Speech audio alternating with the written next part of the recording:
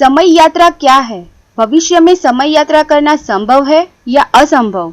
और ये सुनकर कई लोगों को डोरेमोन की टाइम मशीन की याद आ गई होगी और कई लोगों का सपना रहा होगा कि टाइम ट्रैवल्स करे। हालांकि ये हमारे बस की बात नहीं है। टाइम ट्रैवल के बारे में बात करने से पहले हमें ये जान लेना चाहिए कि टाइम ट्रैवल आखिर होता क्या है। मनुष्य का वर्तमान से भूतकाल या भविष्य के किसी भी समय में शरीर अपनी पूरी मानसिक और शारीरिक क्षमता के साथ यात्रा करना ही टाइम ट्रैवल कहलाता है। अगर कोई आपसे कहे कि वो भविष्य या भूतकाल की यात्रा करके आया है तो आप जरूर चौंक जाएंगे, क्योंकि किसी भी दृष्टि से ऐसा संभव नहीं है।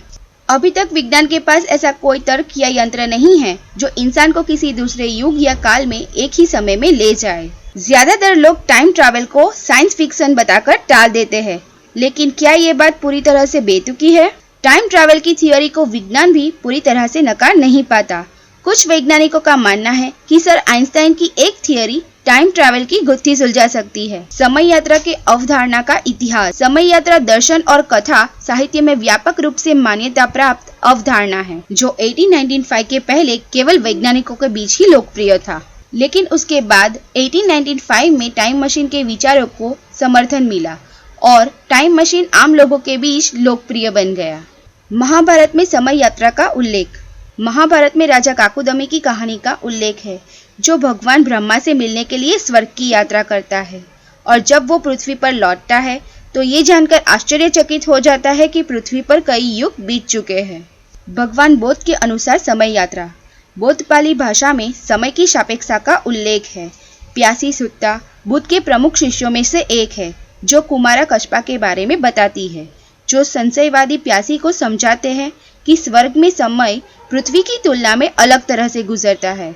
जापानी कहानी के अनुसार समय यात्रा। जापानी कहानी उर्शिमा तारो में भी टाइम ट्रैवल वर्णित है, जिसमें उर्शिमा तारो नामक एक युवा मछुआरा समुद्र के नीचे एक महल में जाता है और 3 दिनों के बाद जब वो अपने घर वापस लौटता है तो वो खुद को भविष्य में 300 साल आगे पाता है। उसके गांव में 300 साल बीत चुके होते हैं, जहां उसे भुला दिया गया है। उसका घर खंडेर में है और उसकी परिवार की मृत्यु हो गई है। दुनिया भर में ऐसे कई लोग हैं जो ये दावा कर चुके हैं कि वो समय की यात्रा करके आए हैं। 1911 में पहली बार चार्लोट और एलेनोर जॉर्डन ने एक किताब लिखी थी जिसका नाम था एन एडवेंचर।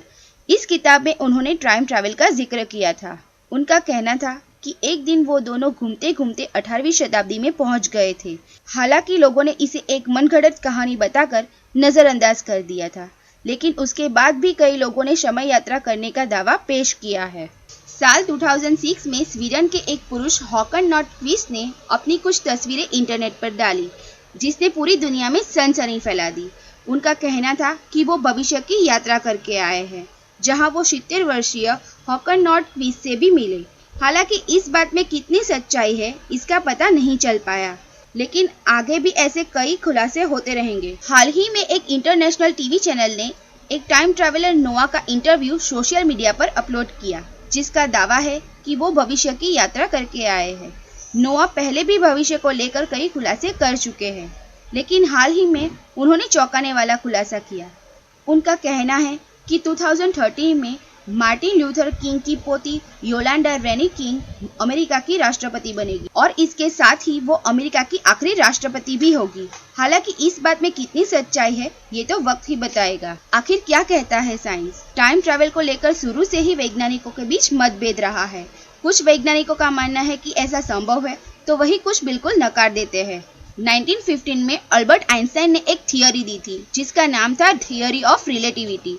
इस थियोरी में समय और गति के बीच के संबंध को समझाया गया था। इस थियोरी में ऐसा बताया गया है कि हर परिस्थिति में समय एक गति से नहीं चलता। समय पूरी तरह से गति यानी स्पीड पर आधारित है। इसे ऐसे समझिए जैसे 1971 में जोसेफ सी हाफेले और रिचर्ड ई कीटिंग ने थियोरी ऑफ रिलेटिविटी को लेकर एक एक्सपेरिमेंट किया था।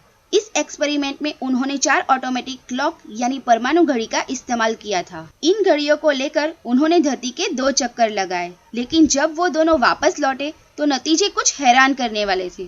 उन्होंने अपनी ऑब्जर्वेटरी में एक परमाणु घड़ी छोड़। इस एक्सपेरिमेंट के बाद एक बात तो साफ हो गई कि अगर हम अपनी स्पीड को बढ़ा ले तो हम समय से आगे बढ़ सकते हैं, यानी भविष्य में जा सकते हैं। हालांकि अभी तक शायद विज्ञान उतनी तरक्की नहीं कर पाया है जिससे हम समय की गति से आगे निकल सके, लेकिन भविष्य में ऐसा हो भी सकता है।